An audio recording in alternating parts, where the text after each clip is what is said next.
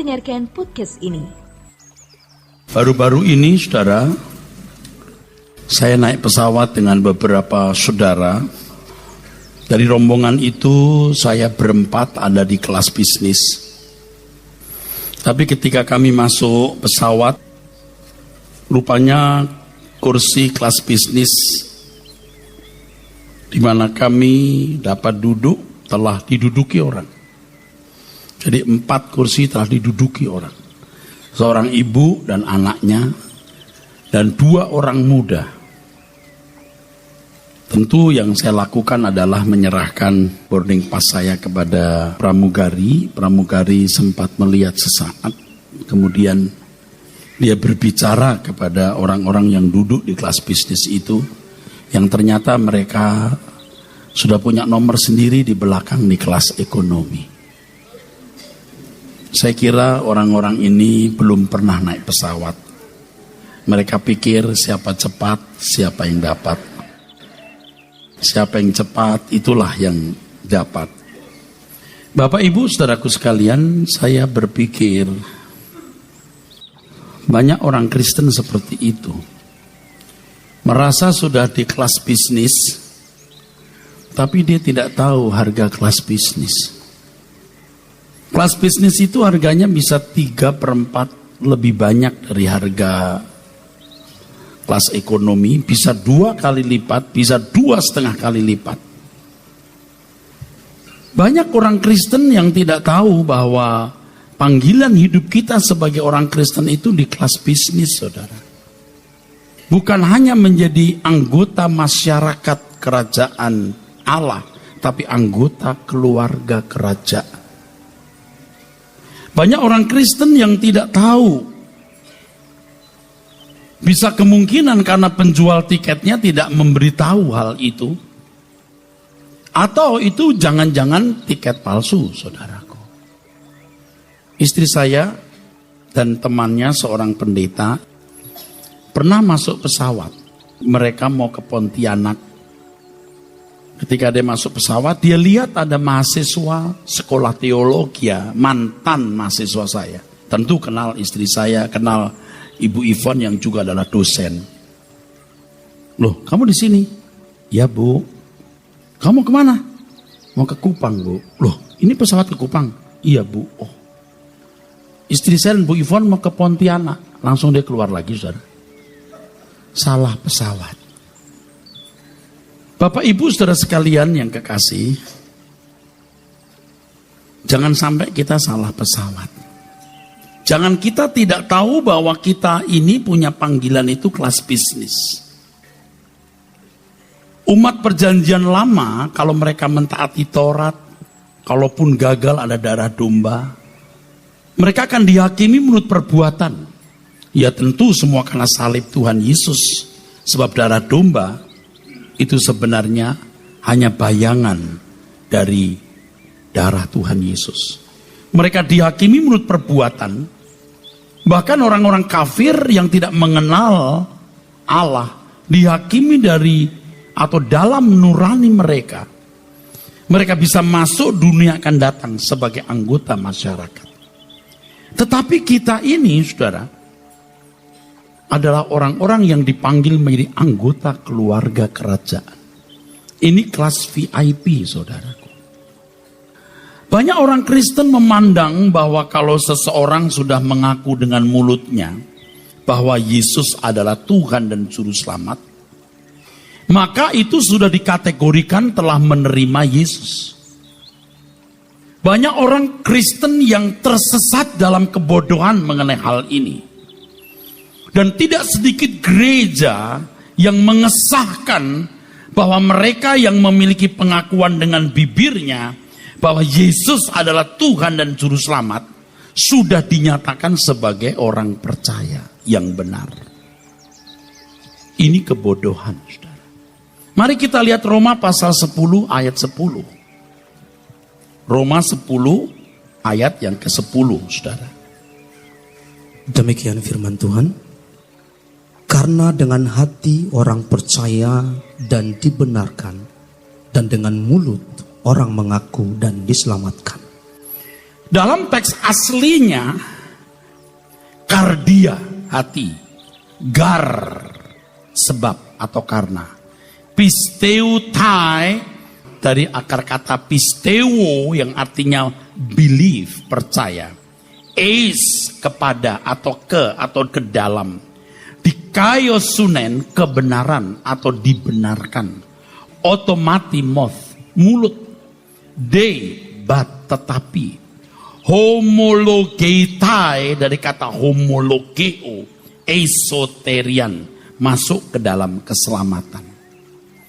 Kalau kalimat ini diterjemahkan bebas dan mudah ditangkap maksudnya, berarti sebab dengan hati percaya masuk kepada kebenaran atau dibenarkan, tetapi dengan pengakuan di mulut ke dalam keselamatan.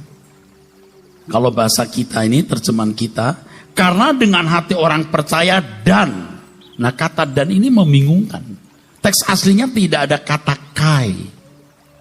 Kalaupun dalam terjemahan bahasa Yunani ada kata kai, itu bisa membingungkan. Coba, apa enggak membingungkan? Dengan hati orang percaya dan dibenarkan, membingungkan kan? Mestinya kan dengan hati orang percaya masuk ke dalam kebenaran, bukan dan. Eis, bukan kai. Kalau kai dan. And. Kalau eis itu to atau into. Ada beberapa hal penting yang harus dipahami dari ayat ini, saudaraku sekalian. Ya. Sebab ayat ini sering dijadikan sebagai pembenaran. Bahwa dengan pengakuan mulut berarti sudah dibenarkan atau diakui sebagai orang percaya. Jadi ayat ini disalahgunakan. Ada orang-orang yang menyalahgunakan ayat ini. Jadi yang salah bukan ayatnya, yang menggunakan. Maksudnya yang salah itu yang menggunakan, saudaraku. Ayatnya tidak salah, yang menggunakan itu yang salah. Sangat berbeda. Yang salah itu yang menggunakan, yang menyalahgunakan ayat itu. Dan memang ada pendeta-pendeta yang menyalahgunakan ayat ini untuk menggampangkan kekristenan itu. Membuat nyaman jemaat. Yang akhirnya juga untuk kepentingan individu. Tetapi membinasakan umat. Ada beberapa hal penting yang harus dipahami dari ayat ini. Pertama, harus dipahami pengertian hati yang percaya. Kedua, pengertian pengakuan mulut atau mulut yang mengaku. Hati percaya maksudnya adalah kesediaan untuk sungguh-sungguh mempercayakan diri kepada Allah. Hati percaya maksudnya adalah kesediaan untuk sungguh-sungguh mempercayakan diri kepada kehendak Allah. Hati yang percaya bukan sekedar nalar atau pikiran yang setuju terhadap status Yesus sebagai Tuhan dan Juru Selamat. Kalau saudara mengatakan aku percaya, itu mesti ada keterkaitan dengan objek yang dipercayai. Tadi saya sudah sebut kata percaya di sini pisteutai, yang akar katanya pisteuo, yang artinya menyerahkan diri kepada. Pisteuo, menyerahkan diri kepada. Tidak mungkin saudara berkata kepada sembarang orang, aku percaya. Kalau orang itu berkata lagi, kenapa? Kenapa Pak? Aku percaya. Dia nanya, ada apa? Percaya aja. Orang gila kali. Nah mungkin dong saya berkata kepada orang, saya percaya sama you ya. Percaya. Dia nanya, urusannya apa? Ya percaya saja. Kalau kita mengaku percaya Tuhan Yesus, ada urusan dengan dia. Apalagi dia Tuhan. Dia Tuhan. Orang percaya, orang yang berusaha mengerti apa yang dia kehendaki untuk kita lakukan. Kesediaan mengerti kehendak Tuhan dan melakukannya. Dalam hal ini hati mewakili segenap kehidupan kita. Jadi seorang dapat memperoleh pembenaran jika memiliki percaya yang benar. Langsung kepada kata yang kedua, pengakuan, mulut mengaku. Homologetai dari akar kata homologeo. Homologetai atau homologeo artinya sebuah deklarasi, pernyataan di depan, pernyataan secara terbuka di depan umum. Itu namanya homologeo. Matius pasal 7 ayat 21 sampai 23, firman Tuhan mengatakan, pada hari itu aku akan berterus terang. Hari itu aku akan homologeo, to declare. Aku akan menyatakan secara terbuka di depan umum, aku tidak kenal kamu. Kata homologeo selain berarti mendeklarasikan atau menyatakan secara terbuka depan umum, juga berarti confession, pengakuan. Jika melihat situasi zaman itu, memiliki pengakuan secara terbuka di depan umum, itu mengandung resiko yang sangat berat. Jadi pengakuan dan deklarasi tersebut bukan hal yang sederhana. Jauh berbeda dengan pengakuan percayanya orang Kristen hari ini. Dengan demikian pengakuan percaya yang terdapat dalam Roma 10 ayat 10 dan ucapan homologeo orang Kristen pada waktu itu tidak sama dengan pengakuan percaya orang Kristen hari ini. Orang Yahudi itu boleh menyembah Allah Yahweh dan tidak menyembah kaisar. Karena jelas mereka punya Allah Yahweh. Dibiarkan, diberi kesempatan mereka beribadah kepada Elohim Yahweh oleh kekaisaran Roma. Tetapi kalau tidak, harus memberikan hormatnya kepada kaisar. Maka dibangun kuil-kuil di mana orang-orang yang berwarga negara Roma, yang tidak beragama, yang disahkan diakui pemerintah, harus menebarkan bunga sebagai sikap hormat kepada kaisar. Orang Kristen, agama apa? Bukan agama Yahudi, harus menyembah kaisar. Tetapi ternyata orang Kristen punya kurios bernama Yesus. Saudara perlu ketahui bahwa kurios ini artinya sang majikan atau sang tuan. Satu gelar yang pernah disandang oleh Alexander the Great, Alexander Agung, yang menakutkan seluruh Roma yang pernah menguasai Itali dari Yunani.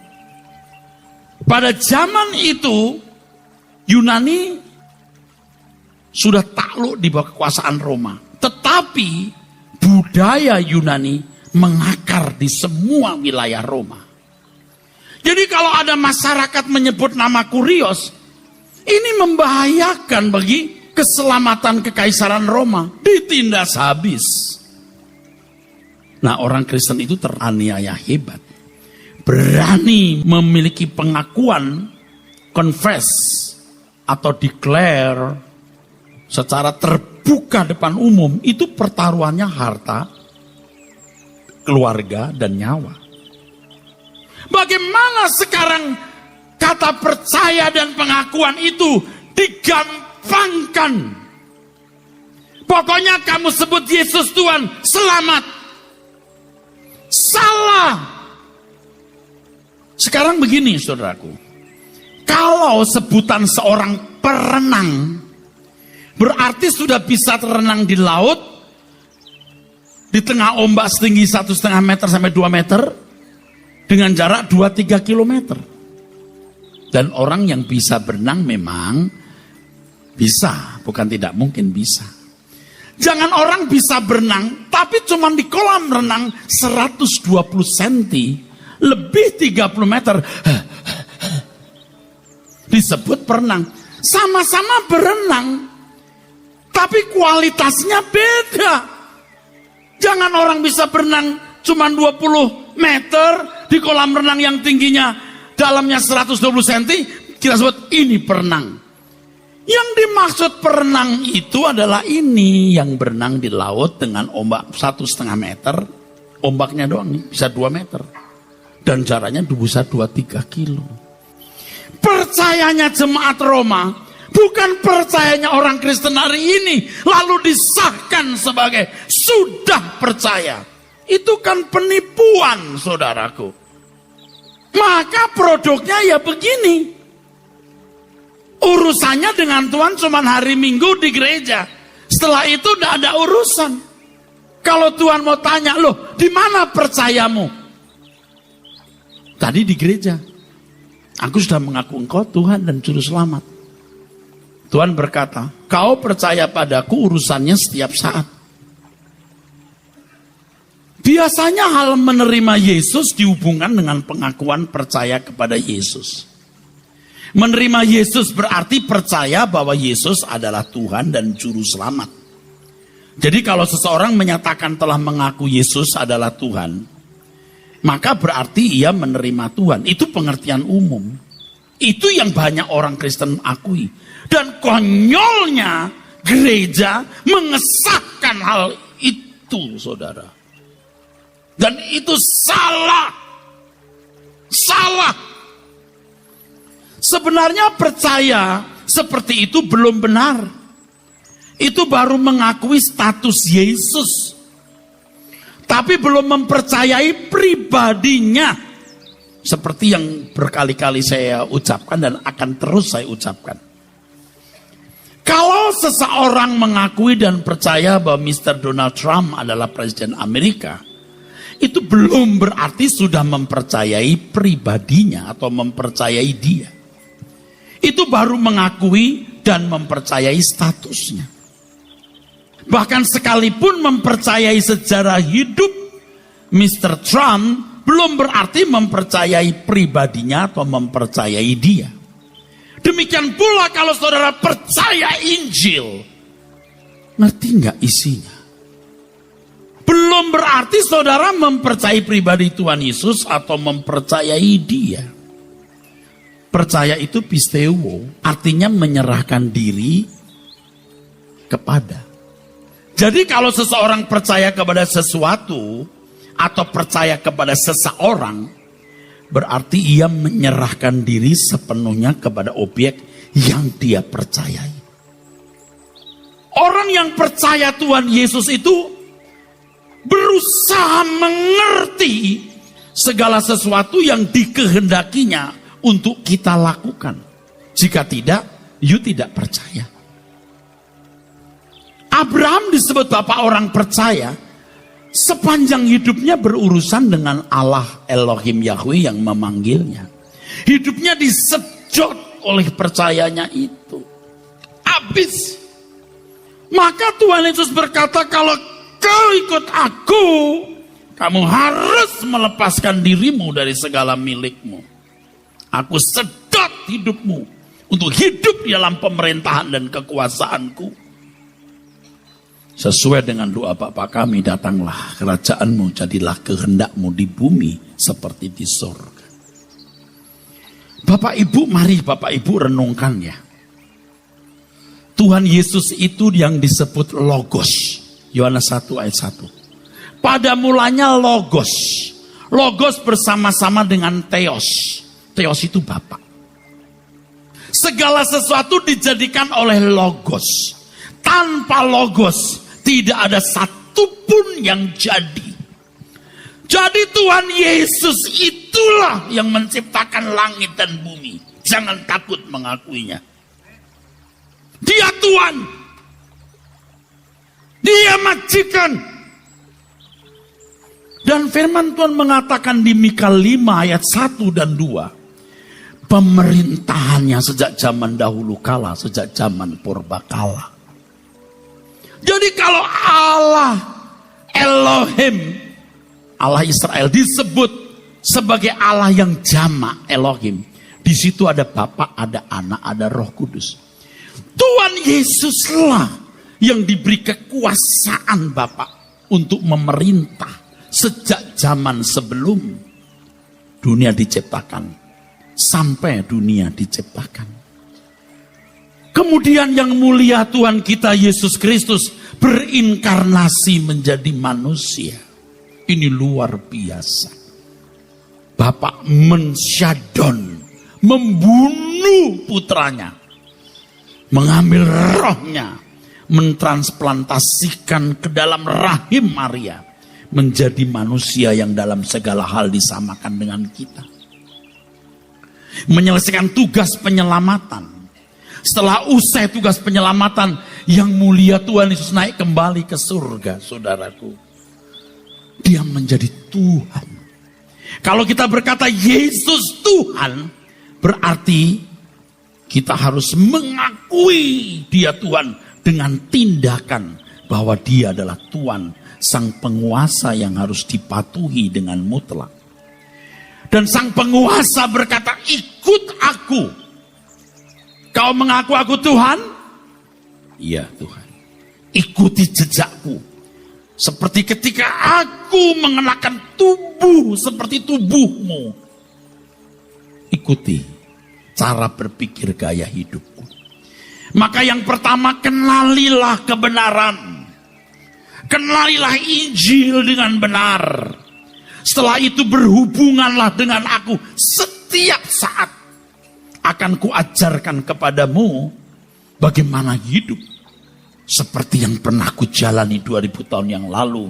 Selama 33,5 tahun di bumi. Ibrani 5 ayat yang ke-7. Mari kita baca.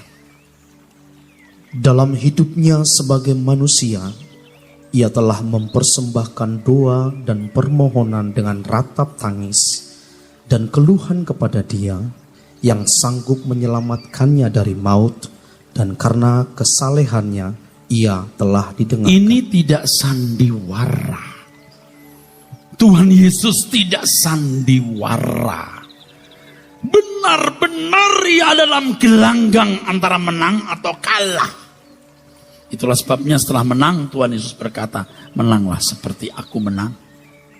Kalau itu sandiwara, Tuhan Yesus jahat mengatakan itu. Tapi dia telah bergumul dan menang. Maka dia bisa berkata, menanglah seperti aku menang. Terus, oke. Dan sekalipun ia adalah anak, walaupun Allah anak, terus, ia telah belajar menjadi taat dari apa yang telah dideritanya. Belajar itu artinya dari nol sampai berisi. Dari tidak cakap menjadi cakap. Bukan sandiwara. Teolog yang mengatakan itu sandiwara, dia menuduh Tuhan itu picik kerdil, licik, salah.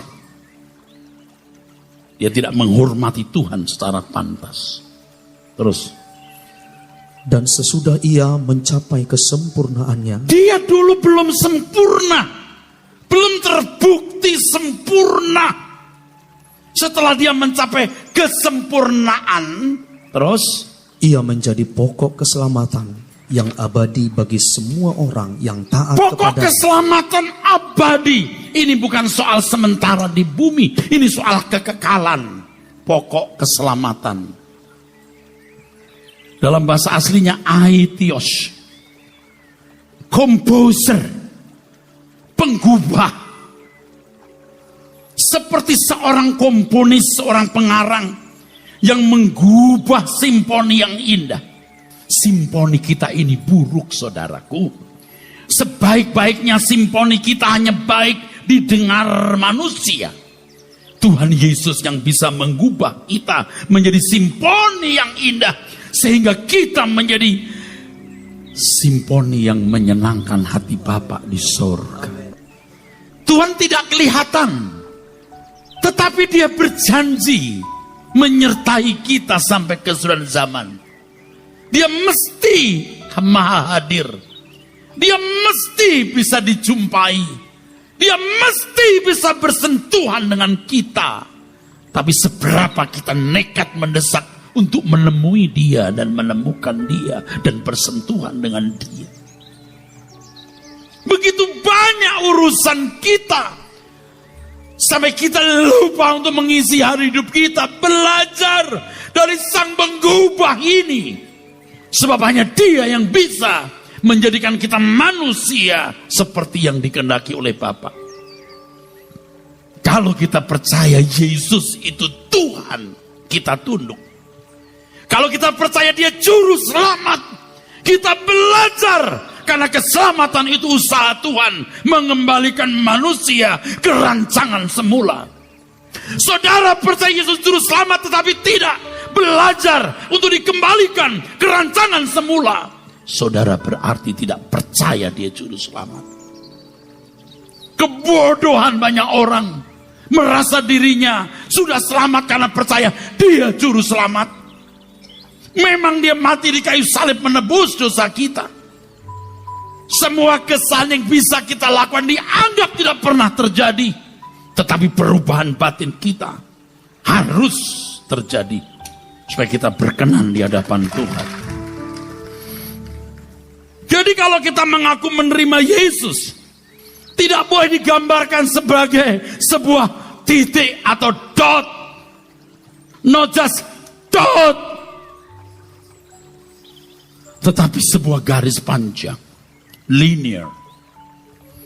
Kalau seorang wanita berkata, aku menerima engkau sebagai suamiku, tak cukup dengan kata itu berarti dia menerima.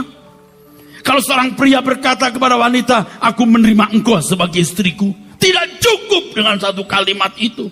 Sebab hari-hari yang mereka jalani bersama menunjukkan, membuktikan apakah mereka menerima pasangannya secara benar. Kalau kita mengatakan Yesus engkau Tuhan, kita buktikan enggak kesediaan kita tunduk. Kalau kita berkata Tuhan engkau juru selamatku, seberapa kita mau diubah menjadi manusia seperti yang Dia kehendaki.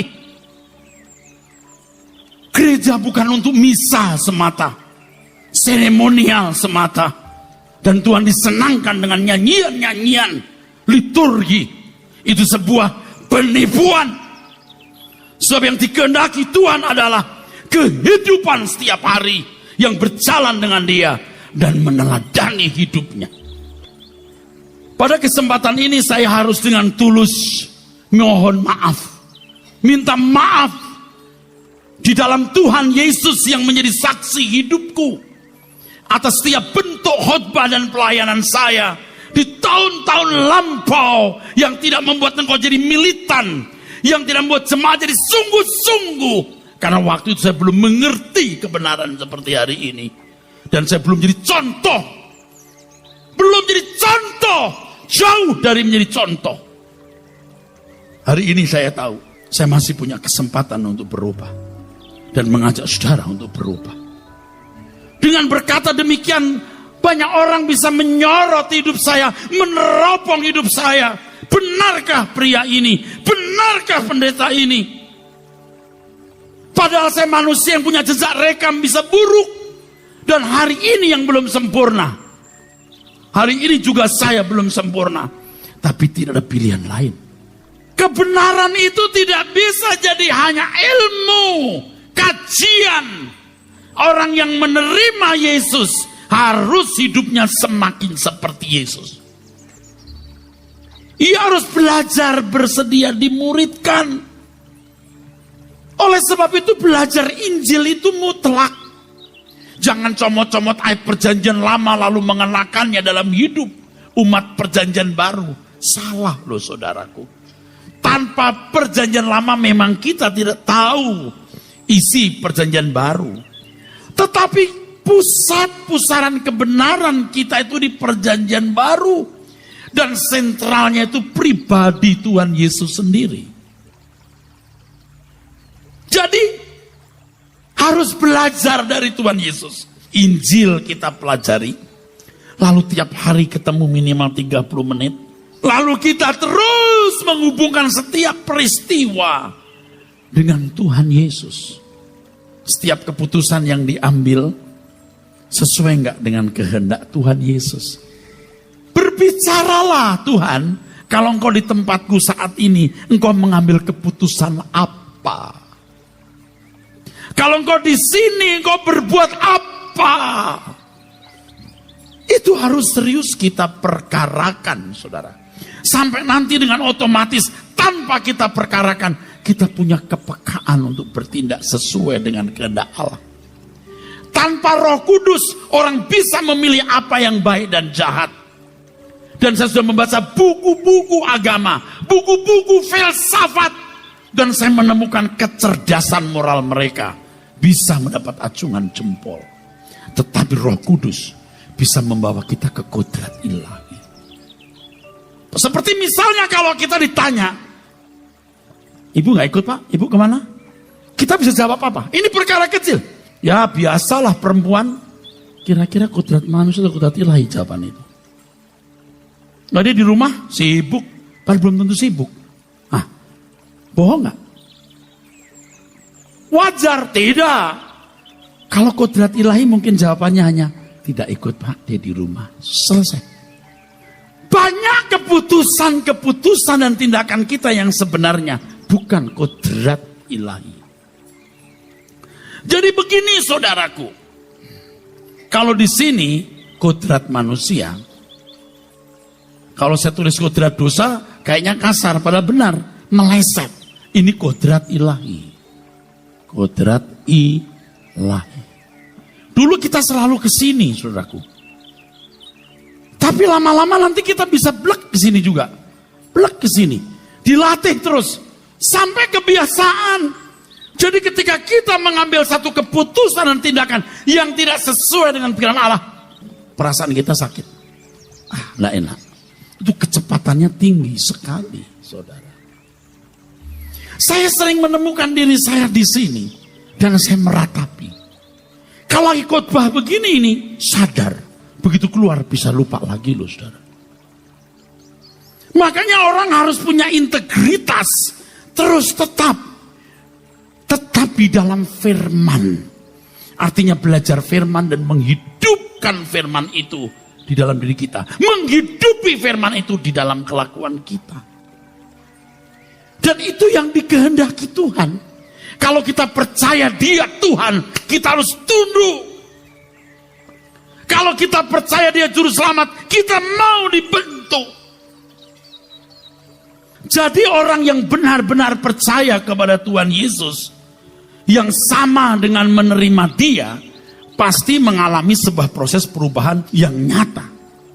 Perilakunya dalam segala hal sangat berbeda dengan orang-orang di sekitarnya. Semakin hari semakin nyata kehidupan ilahi, kodrat ilahi yang dikenakannya. Saya mohon maaf kalau di tahun-tahun yang lampau saya tidak melayani saudara dengan benar. Saya tidak mengajarkan militansi yang benar. Dan saya belum menjadi contoh yang benar.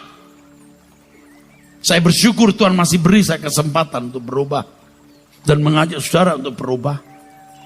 Ini harus jadi satu-satunya pilihan kita. Dunia kita. Kalau saya ke daerah saya lihat begitu banyak orang-orang yang miskin, saudara. Waduh, sangat miskin, saudara. Pekerjaannya hanya ya begitu-begitu saja. Tragis, saudara. Tapi kalau saya lihat orang kota yang kaya-kaya lebih tragis. Karena lebih susah diubah. Maukah saudara menutup semua kemungkinan dan punya satu dunia? Bagaimana dimuridkan Tuhan Yesus menjadi anak-anak Allah yang berkenan di hadapan Bapa di surga. VIP harganya beda. Kita tidak bisa sama dengan anak-anak dunia. Harganya lain, Pak. Harganya beda. Kalau saya mengajarkan dari dulu hal ini, pasti lebih banyak orang berubah. Saya sendiri pasti juga berubah. Tidak seperti hari ini. Tapi saya bersyukur kalau kita masih punya kesempatan untuk itu, saudaraku. Kita telah salah. Kekristenan yang kita jalani hanya agamani. Kita berurusan dengan Tuhan hanya di gereja dan waktu-waktu tertentu. Padahal kalau kita percaya Tuhan Yesus, hidup kita disedot, diambil alih oleh Tuhan untuk dipersiapkan masuk ke dalam rumah Bapa, menjadi anggota keluarga kerajaan. Tuhan Yesus berkata, engkau dalam aku dalam engkau, mereka dalam kita. VIP, kelas bisnis itu, saudaraku. Makanya berlaku firman, kuduslah kamu sebab aku kudus. Saudara, hari ini jangan sia-siakan kesempatan untuk berubah. Jangan menunda untuk berubah. Jangan menunda untuk bertobat. Kalau anak-anak muda tidak mengerti ini, memandang ini seperti sebuah ruangan gelap yang berkabut pekat, kita yang sudah tua, yang sebentar lagi akan menutup mata, seharusnya kita mau sadar-sadar dan berubah. Doa saya tiap hari akhir-akhir ini, Tuhan Bapa, aku mau sempurna seperti Engkau. Aku mau serupa dengan putramu Tuhan Yesus. Aku mau berkenan di hadapan-Mu. Aku tidak menantikan apa-apa. Aku hanya menantikan Engkau panggil aku pulang. Atau Engkau datang kembali menjemput aku. Aku seperti orang gila. Sebab yang ku minta ini jauh melampaui kekuatanku. Mana mungkin aku bisa. Tapi aku percaya sefirman-Mu. Engkau akan menyanggupkan aku melakukannya. Aku biar seperti orang gila, tapi ini pilihanku. Aku tidak mau memilih yang lain. Aku menutup yang lain. Supaya aku memiliki satu dunia. Yaitu Engkau satu-satunya duniaku. Tuhanku Yesus Kristus. Orang-orang Kristen di Roma. Dengan hati percaya. Mulut mengaku. Itu sebuah resiko. Dengan segala konsekuensinya. Tidak sama dengan orang Kristen. Yang hanya dengan mulut mengaku. Tetapi tindakannya tidak menunjukkan percayanya. Berapa banyak saudara yang mau bertobat? Berapa banyak saudara yang mau berubah? Saya menantang saudara untuk berubah saat ini. Supaya hari kelegaan yang Tuhan sediakan tidak sia-sia. Anda tidak berhadapan dengan saya. Saya katakan dalam nama Tuhan Yesus Kristus. Ini adalah kebenaran.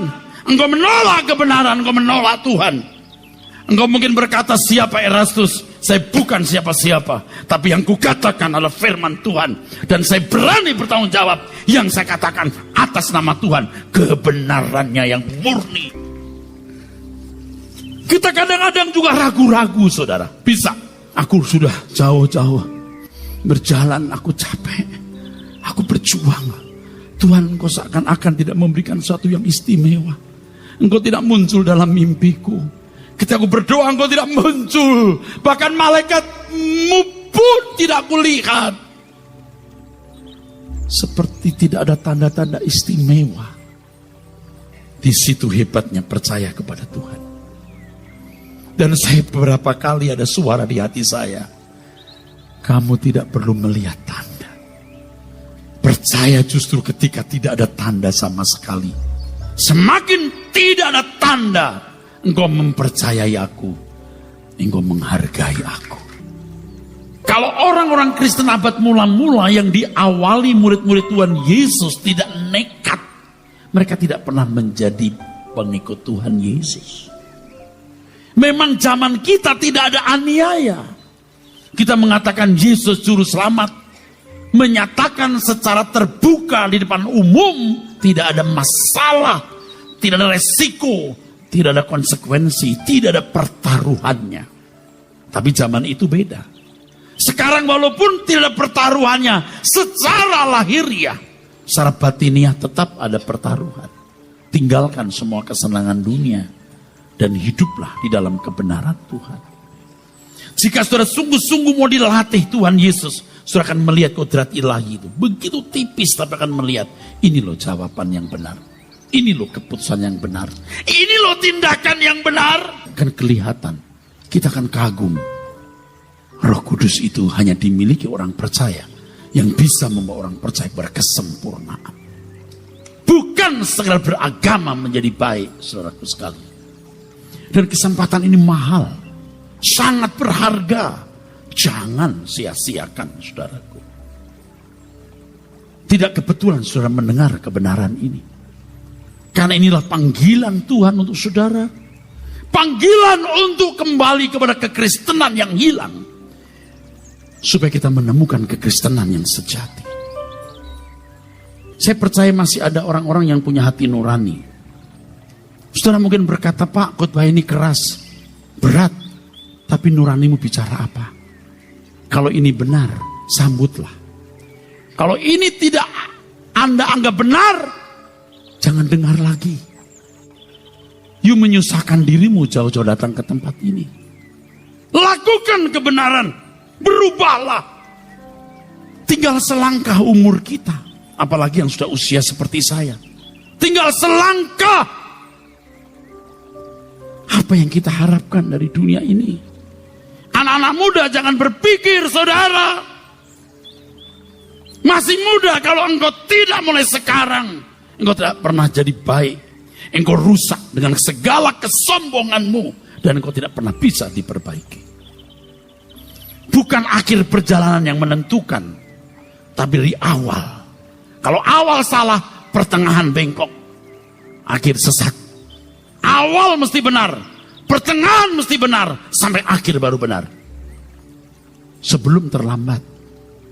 Kalau saudara masih punya kesempatan untuk berubah, berubahlah, nekatlah. Atmosfer hidupmu menjadi seperti apa? Tergantung saudara. Jangan menunggu hembusan atmosfer dari surga. Karena yang membuka pintu atmosfer itu masuk dalam hidupmu adalah kau sendiri. Tuhan membuka. Sekarang pintumu yang harus dibuka. Pintu Tuhan sudah dibuka. Pintu saudara dibuka atau tidak? Dan siang ini kalau saudara mau mengambil keputusan, saudara akan melihat kehidupan yang baru. Ku ajak pulang ke surga.